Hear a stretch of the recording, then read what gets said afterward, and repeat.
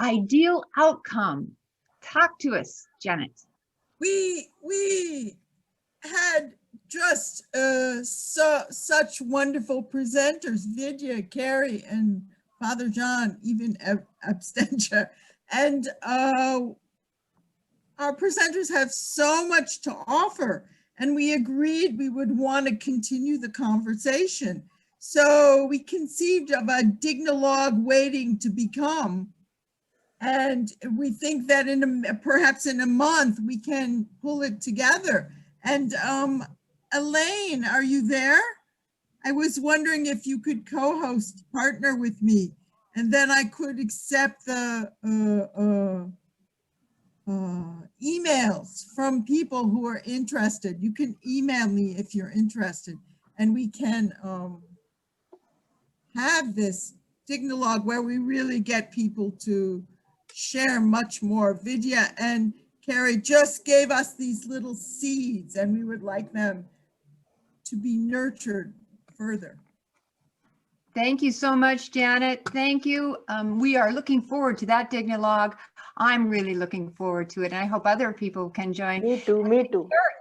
Keri, if you could tell us your gesture for saying thank you, because I think we all would love to learn that gesture. Keri, your microphones are on. Go ahead and say what that is. Kia ora. This is, I have adopted quite a few children, but my son, one of my sons is profoundly deaf. His name is Rahui, which means sacred or set aside. And this is how he signs thank you, from the chin out. Thank you so much, Keri. What I do to say thank you. Thank you. Okay, we're going to move forward, but I want to recognize some of the highlights I see in the chat just before we move on. Our group, we heard powerful Indigenous voices and speakers from very different backgrounds all around. This is from Peter. All around the world, no matter what circumstances, there are universal truths and intuitive knowledge that binds the human race. Lovely. Idea from Susan's group is, does gender influence how people approach war?